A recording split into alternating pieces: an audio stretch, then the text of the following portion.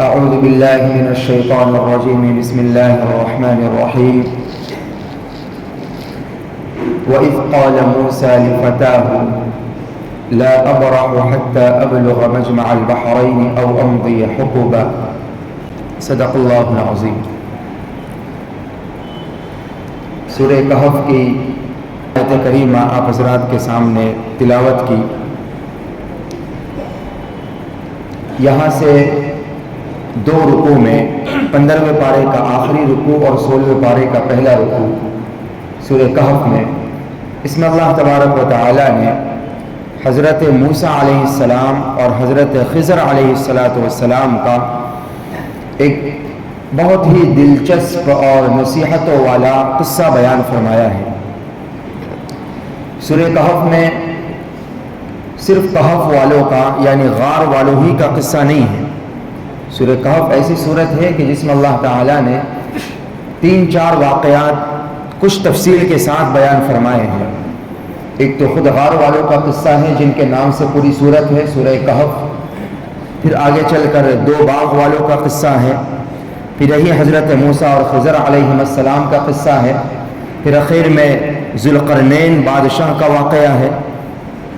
مختلف واقعات اللہ نے اس صورت میں بیان فرمائے۔ اس میں سے آیت نمبر 60 سے لے کر 82 کے بیچ میں کل ملا کر تقریباً 23 آیتوں میں حضرت موسیٰ اور خضر علیہ السلام کا بہت شاندار واقعہ اللہ نے بیان فرمایا ہے۔ انشاءاللہ ہم اسی واقعے کو سننے اور سمجھنے کی کوشش کریں گے۔ قرآن کریم کا مقصد ان واقعات کو بیان کر کے صرف قصے کہانیاں سنا دینا مقصد نہیں ہوتا۔ قرآن میں جتنے بھی واقعات آئے ہیں تمام واقعات کے پیچھے کوئی نہ کوئی مقصد ہوتا ہے اور اس سے حاصل ہونے والی عبرتیں اور نصیحتیں لوگوں کے سامنے پیش کرنا ہوتا ہے۔ تو قرآن کے واقعات میں اور دوسرے واقعات میں یہ بڑا فرق ہوتا ہے۔ قرآن کے واقعات کو صرف واقعے کے طور پر ایز اے سٹوری ہمیں نہیں سننا، بلکہ اللہ نے جو قصہ نقل فرمایا بیان فرمایا اس میں جو عبرتیں اور نصیحتیں ملتی جائے اسے حاصل کرتے جانا ہے۔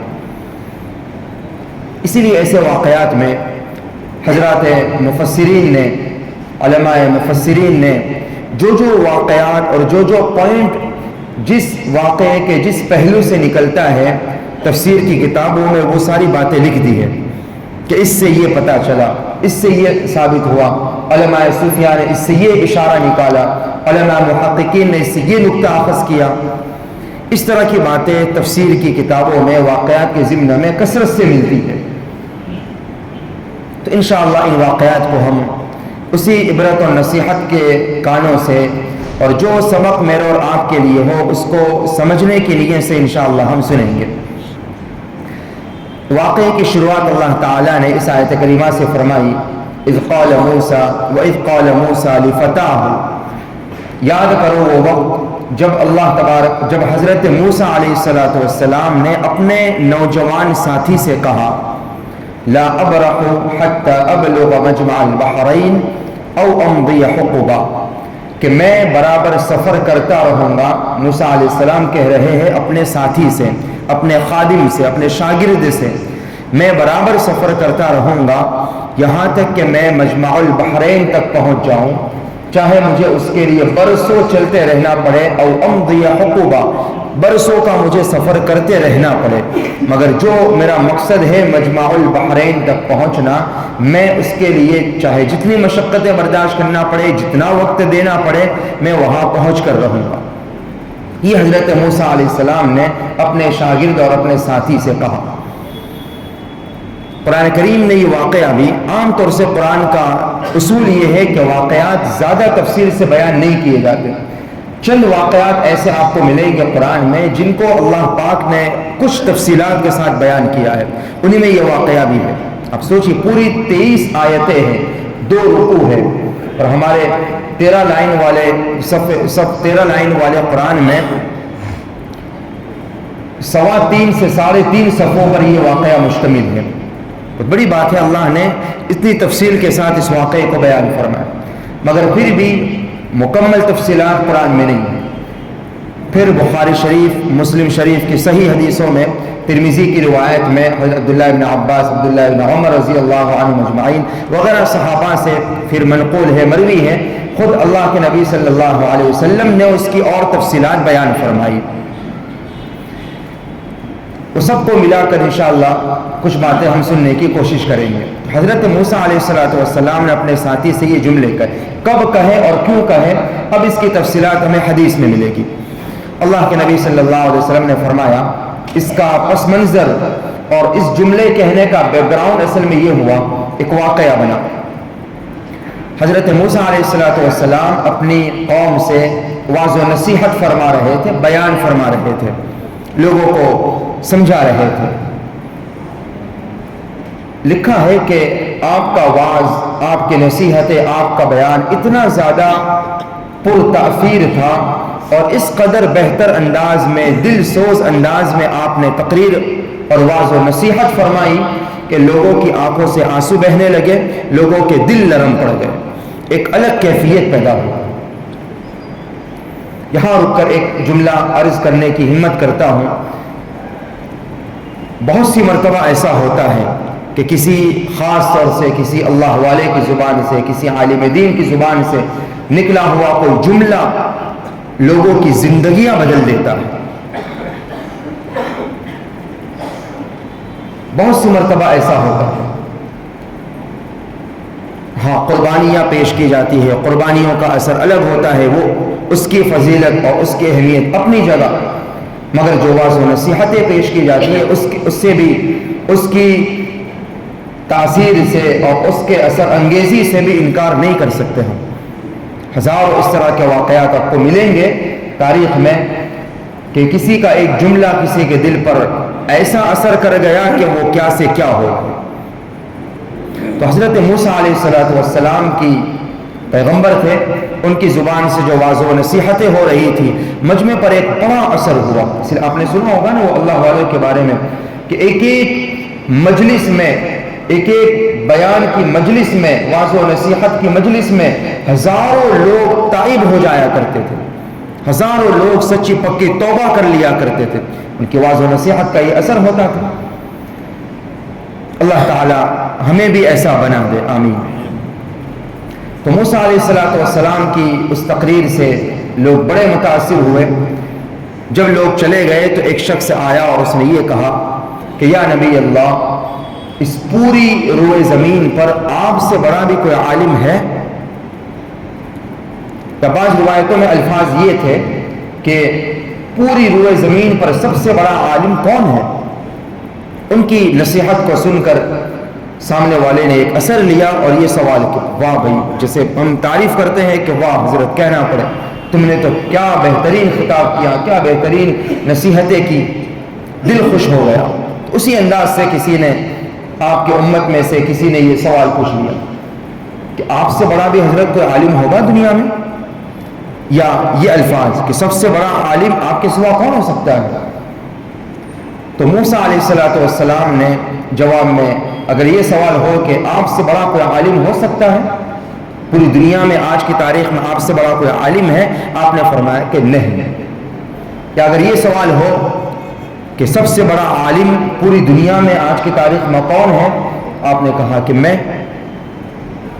हालांकि अक्सर मुफस्सिरीन ने ये जुमले लिखे हज़रत मूसा, ये अब यहाँ एक और इबरत और नसीहत लेते चले, अक्सर मुफस्सिरीन ने ये जुमले लिखे, हज़रत मूसा अलैहिस्सलातु वस्सलाम का ये जवाब गलत नहीं था, बिल्कुल भी गलत नहीं था, इसलिए कि वो तो नबी थे, और कितने बड़े नबी, 1,24,000 कमोबेश जो पैगंबर आए, उनमें से कमोबेश 313 रसूल हैं जिनका मर्तबा उन 1.25 लाख में ऊंचा है, और उन 313 रसूलों में भी 5 उलुल अज़्म पैगंबर गुजरे हैं, 5 जिनका मर्तबा 1.25 लाख में सबसे ऊंचा, हज़रत नूह अलैहिस्सलाम, हज़रत इब्राहीम अलैहिस्सलाम, हज़रत मूसा अलैहिस्सलाम, हज़रत ईसा अलैहिस्सलाम और जनाब मुहम्मद रसूलुल्लाह सल्लल्लाहु अलैहि वसल्लम, ये 5 उलुल अज़्म पैगंबर समझे जाते हैं। और उनमें फिर सबसे बड़ा मकाम और मर्तबा मेरे और आपके आका जनाब मुहम्मद रसूलुल्लाह सल्लल्लाहु अलैहि वसल्लम का है। تو اتنے بڑے پیغمبر ہیں حضرت موسیٰ علیہ السلام، 5 اولو العزم پیغمبروں میں آپ کا مقام ہے۔ تورات جیسی بڑی آسمانی کتاب آپ کو دی گئی ہے، ڈائریکٹلی اللہ سے ہم کلامی کرتے تھے، کلیم اللہ تھے، اس میں تو کوئی شک شبے کی گنجائش نہیں ہے۔ یہ اصولی بات ہے کہ ہر زمانے میں پیغمبر سے بڑھ کر علم والا کوئی نہیں ہوگا، ظاہر اس میں کسی کو شک نہیں ہو سکتا۔ پیغمبر سے بڑا علم والا بھی کوئی نہیں، پیغمبر سے بڑا عمل والا، تقوی والا بھی کوئی نہیں۔ ہر زمانے میں سب سے اونچی شان علم کے لحاظ سے، عمل کے لحاظ سے، تقوی کے لحاظ سے، فضیلت کے لحاظ سے پیغمبر ہی کی ہوتی ہے۔ تو سوچئے اس اصول کے پیش نظر حضرت موسیٰ علیہ السلام کا جواب صحیح تھا یا غلط تھا؟ بالکل صحیح تھا۔ موسیٰ علیہ السلام کے زمانے میں ان سے بڑا علم والا کوئی نہیں، سب سے بڑا عالم بھی وہی۔ لیکن علماء مفسرین نے لکھا ہے، حدیثوں میں یہ بات ہے کہ اللہ تبارک و تعالیٰ کو حضرت موسیٰ علیہ السلام کو یہ جواب ذرا پسند نہ آیا۔ کہنا یوں چاہیے تھا، پیغمبر کی شان یہ تھی کہ یوں کہتے کہ بھائی اللہ کو معلوم، مجھے نہیں معلوم، نسبت اللہ کی طرف کر دیتے کہ اس کا صحیح علم تو بس اللہ جانے، میں نہیں جانتا۔ وہ ایک عربی زبان کا ایک اصول ہے، ایک محاورہ کہو یا اصول کہو، حسنات الابرار سیئات المقربین، وہ اسی قبیل سے یہ بات ہوگی۔ حسنات الابرار نیک لوگوں کی نیکیاں، سیئات المقربین جو مقربین ہوتے ہیں، جن کا مقام اور مرتبہ اللہ کے یہاں بہت بلند ہوتا ہے، نیک لوگوں کی، عام نیک لوگوں کی نیکیاں بھی ان کے لیے گویا کہ گناہ کے درجے میں ہے۔ یعنی وہ جو اونچے درجے کے لوگ ہیں، وہ چھوٹی چھوٹی نیکیاں بھی ان کے لیے کوئی معنی نہیں رکھتی، ان کا مقام اور مرتبہ تو اس سے بہت زیادہ اونچے کا ہوتا ہے، اس لیے ان کو تو ان سے کئی زیادہ آگے بڑھ کر نیکیوں کی فکر کرنا چاہیے۔ تو موسیٰ علیہ السلام نے یہ جواب دیا، اللہ کو پسند نہیں آیا۔ اللہ نے فوراً وحی بھیجی۔ یہاں رک کر مجھے اور آپ کو بڑی عبرت اور نصیحت یہ حاصل کرنا چاہیے کہ کبھی ہمیں اپنے آپ کو کچھ نہیں سمجھنا چاہیے۔ وہ ایک بہت بہتر ملفوظ کسی کا ہے، اس کے الفاظ مجھے ہو بہو یاد نہیں رہے، لیکن اس کا مفہوم یہ ہے کہ جب آدمی اپنے آپ کو کچھ سمجھنے لگتا ہے، سمجھو اسی وقت سے اس کا خاتمہ شروع ہونے لگتا ہے۔ جب آدمی نے کچھ میں نے اگر یہ سمجھ لیا کہ میں بہت بڑا عالم ہوں، خطیب ہوں، یہ ہوں وہ ہوں، گیا کام سے، نیا ڈوبی۔ جس نے بھی اپنے آپ کو کچھ سمجھنا شروع کر دیا تو اس کا کام تمام۔ اللہ والوں کے یہاں یہی سکھایا جاتا ہے، اپنی بے خودی سکھائی جاتی ہے، میں کچھ نہیں ہوں۔ جس لائن میں بھی ہو، جس شعبے میں ہو، جس عہدے پر ہو، جس فیلڈ میں ہو، اور فیلڈ اور عہدہ کوئی نہ ہو تو مال و دولت اگر ہو، اس کے باوجود بھی اپنے آپ کو کبھی کچھ نہیں سمجھنا چاہیے۔ جو کچھ بھی ہو یہ سمجھے کہ اللہ کی عطا ہے۔ سامنے سے اگر پوچھا جائے پھر بھی یہ کہے کہ میرا کچھ نہیں ہے، میں کچھ نہیں ہے، جو کچھ ہے وہ اللہ نے دیا ہوا ہے، بس دعا کرے اللہ آگے بھی نیک توفیق سے نوازتے رہے۔ اپنے آپ میں بڑائی اور تکبر کے جذبات اگر آ گئے، یقیناً یہ نقصان۔ ابلیس کے بارے میں کیا ہے؟ فارسی زبان کا شعر ہے، ابلیس کے بارے میں یہی کہا، تکبر عزازیل را خار کرد۔ آسمانوں پہ رہا کرتا تھا مگر ایک طرح سے تکبر آ گیا کہ میں آدم کو سجدہ کروں، میں اور آدم کو سجدہ، یہ نہیں ہو سکتا۔ ایک طرح سے تکبر اس کے دل میں پیدا ہوا، تکبر عزازیل را خار کرد۔ اس تکبر نے اسے ہمیشہ کے لیے جہنمی بنا دیا، ذلیل و رسوا کر دیا، جہنم سے نکال کر زمین پر پٹخ دیا گیا۔ تو خیر، حضرت موسیٰ علیہ السلام کا یہ تکبر والا جملہ تو نہیں تھا، یہ تو میرے اور آپ کی عبرت کی بات تھی، ورنہ ان کے لیے تو کوئی تکبر والی کوئی سوال ہی پیدا نہیں ہوتا، وہ تو معصوم ہوتے۔ یہ بھی یاد رکھے، یہ بھی ایک پوائنٹ یہاں سے سیکھ کر جائے کہ تمام پیغمبر معصوم ہوا کرتے ہیں۔ معصوم کا معنی یہ کہ زندگی میں ان سے کبھی کوئی گناہ نہیں ہوتا، معصوم ہوتے ہیں، ان سے کبھی گناہ نہیں ہوتا۔ تو گناہ تو نہیں ہے مگر یہ جواب اللہ تبارک و تعالیٰ کو پسند نہیں آیا. فوراً وحی بھیجی کہ موسیٰ تم یہ کہتے ہو کہ سب سے بڑا عالم روئے زمین پر میں ہوں؟ جاؤ فلاں جگہ پر چلے جاؤ, وہاں میرا ایک بندہ ہے, اس کے پاس تم سے بھی زیادہ علم ہے, جا کر اس سے ملاقات کرو, اس سے علم حاصل کرو. وہی بھیجی. یہاں پھر علماء نے اور ایک بحث یہاں سے نکالی ہے کہ موسیٰ علیہ السلام کا علم زیادہ تھا یا خضر علیہ السلام کا. حضرت خضر کی طرف بھیجا جا رہا ہے. تو آخر میں فیصلہ یہی فرمایا کہ یوں دیکھنے جائے تو علم تو موسیٰ علیہ السلام ہی کا زیادہ تھا, مگر ایک تکوینی علم خضر علیہ السلام کو دیا گیا تھا جو موسیٰ علیہ السلام کے پاس نہیں. گویا کہ ایک جزوی فضیلت, ایک اینگل سے وہ علم ان کے پاس تھا, موسیٰ علیہ السلام کے پاس نہیں تھا. ورنہ عمومی اعتبار سے دیکھا جائے تو موسیٰ علیہ السلام ہی کا علم زیادہ تھا, مگر ایک تکوینی علم, ایک گویا کے پردے کے پیچھے کا علم جو خضر علیہ السلام کو بعض باتوں کا اللہ کی طرف سے ملا تھا, موسیٰ علیہ السلام کو نہیں ملا تھا. اللہ نے فرمایا کہ جاؤ میرے اس بندے کے پاس جاؤ, ان کے پاس وہ علم ہے جو تمہارے پاس بھی نہیں ہے, جا کر ان سے ملاقات کرو. اور پتہ پوچھنے پر بتایا کہ مجمع البحرین پر تم ان سے ملاقات کر سکو گے. اب وحی کے بعد حضرت موسیٰ علیہ السلام تیار ہو گئے اور علم کی طلب اپنے نوجوان خادم جن کا نام یوشع ابن نون تھا, ایک روایت میں کہ آپ کے بھانجے تھے, بعضوں نے کہا کہ یوسف علیہ السلام جو پیغمبر ہے ان کے غالباً پوتے کے پوتے ہوتے تھے.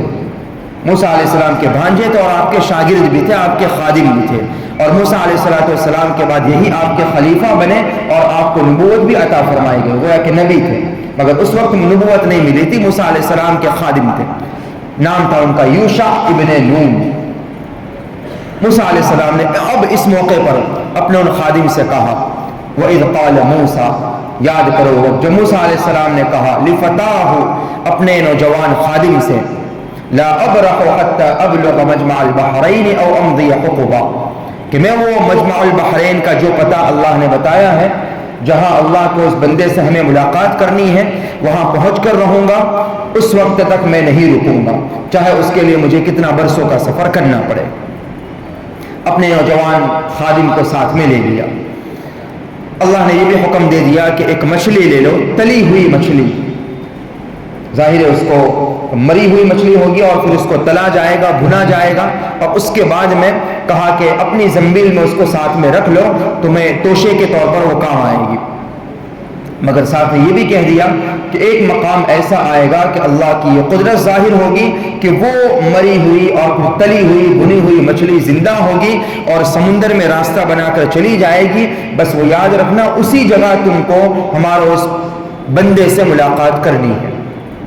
یہ پورا ایڈریس گویا کے بتا دیا اور کہا مجمع البحرین تک تمہیں پہنچنا ہے. اب یہ مجمع البحرین کہاں ہے, اس میں بھی علماء قرآن نے اس کی تفصیلات بیان نہیں فرمائی. علماء مفسرین نے الگ الگ بحر روم کہا, کسی نے بحر فارس کہا, کسی نے کہا دریائے نیل جہاں ملتے ہیں وہاں, مصر کا علاقہ کسی نے بتایا, کسی نے افریقہ کا کوئی علاقہ بتایا. مختلف علاقہ علماء کرام نے بیان فرمائے ہیں. مجمع البحرین جہاں دو دریا آپس میں ملتے ہیں, کہا کہ اس جگہ پر تمہیں جانا ہے, وہاں مچھلی کے ساتھ اللہ کی یہ قدرت ہوگی, یہ پروسیسنگ ہوگا, وہ مری ہوئی تلی ہوئی مچھلی زندہ ہو کر جائے گی, تمہیں بس اس جگہ کو دھیان میں رکھنا ہے اور وہاں مچھلی کے پیچھے پیچھے چلے جانا, ہمارے بندے سے ملاقات ہوگی. اب یہاں سے حضرت موسیٰ علیہ السلام نے سفر کا آغاز کیا, ساتھ میں اپنے خادم بھی تھے, اور ان سے یہ کہہ دیا کہ دیکھو تمہارا کام صرف یہ ہے کہ اس مچھلی پر تمہیں نگاہ رکھنی ہے. یہ خاص ذمہ داری بعض روایتوں میں ہے, خاص یہ ذمہ داری سونپی کہ اس مچھلی پر تمہیں دھیان رکھنا ہے, تمہارا کام یہ ہے بس. اس لیے کہ اسی پہ پورا دار و مدار تھا نا. اگر اس میں چوک ہو گئی, پتہ نہ چلے کہ کہاں نکل کے کب سلط گئی, تو پھر واپس سے پوری تلاش کرنا پڑے گی. اور پھر ہوا بھی ایسا ہی, انشاءاللہ آئندہ ہم سنیں گے. تو حضرت یوشع علیہ السلام سے موسیٰ علیہ السلام نے یہ کہا کہ تمہاری بس یہ ذمہ داری, مچھلی سنبھالتے رہو, جہاں آرام کرنے کے لیے رکے تو اس مچھلی پر بس اچھی طرح تم دھیان رکھنا. اب آپ نے سفر کا آغاز کیا. یہاں مفسرین نے ایک اور نقطہ نکالا. عبد الماجد دریابادی رحمۃ اللہ علیہ نے تفسیر ماجدی میں یہ نقطے لکھے, اور غالباً علامہ تھانوی رحمۃ اللہ علیہ کے حوالے سے, کہ اس سے یہ پتہ چلا کہ اپنے شاگردوں اور اپنے خادموں کو ساتھ لینا، ان سے خدمت لینا اور سفر میں ان کو اپنے ساتھ رکھنا، جیسا کہ علماء کے بارے میں آپ نے سنا ہوگا، دیکھا ہوگا، کہا کہ یہ انبیاء کی سنت ہے۔ یہیں سے انہوں نے یہ نقطہ نکالا۔ یہ علماء کی شان دیکھیں آپ کہ قرآن کی ایک ایک آیتوں سے، ایک ایک باتوں سے کیسے کیسے اشارے نکالتے ہیں۔ موسیٰ علیہ السلام نے کہا نا اپنے خادم کو، اور ایک اور نقطہ یہ نکالا، وَإِذْ قَالَ مُوسَىٰ لِفَتَاهُ، قرآن نے جو یہ جملے ارشاد فرمائے اپنے نوجوان خادم سے کہا، تو اس سے یہ پتہ چلا کہ خدمت کے لیے نوجوان ہونے چاہیے تاکہ وہ اچھے سے خدمت کر پائے۔ نہ کوئی اور الگ خاص کوئی مقصد ہو، کوئی مجبور بوڑھا ہو، معذور ہو، اور ایک الگ مقصد کے تحت اس کو خدمت پر رکھا جائے تو ایک الگ بات ہے، مگر ایک عمومی مقصد جب خدمت ہو تو ظاہر ہے وہ صحیح طور سے تبھی حاصل ہوگا جب خادم نوجوان ہو۔ تو قرآن نے لِفَتَاهُ کہہ کر اس جانب بھی اشارہ کر دیا، اور موسیٰ علیہ السلام نے اپنے خادم کو ساتھ لیا۔ اس میں علماء نے یہ اشارہ فرمایا کہ اس طرح خادموں کو ساتھ رکھنا، اپنے شاگردوں کو ساتھ رکھنا، ان سے خدمت لینا، یہ پیغمبروں کی سنت ہے۔ بہرحال اب موسیٰ علیہ السلام کا سفر یہاں سے شروع ہوا۔ اصل یہاں سے سفر، بعض علماء نے ایک مستقل عنوان قائم فرمایا، حضرت موسیٰ علیہ السلام کا علمی سفر، یہاں سے وہ علمی سفر شروع ہوا۔ اب چلتے رہے انشاءاللہ آگے کی باتیں آئندہ ہم سنیں گے۔ اللہ تعالیٰ ان واقعات میں جو عبرت و نصیحت کی باتیں ہیں ہم تمام کو سمجھا دے اور اس کے مطابق عمل کرنے کی توفیق عطا فرمائے، آمین۔ وآخر دعوانا ان الحمد للہ رب العالمین۔ سبحانك اللهم وبحمدك ونشهد ان لا اله الا انت نستغفرك ونتوب اليك۔ سبحان ربك رب العزة عما يصفون وسلام على المرسلين، الحمد لله۔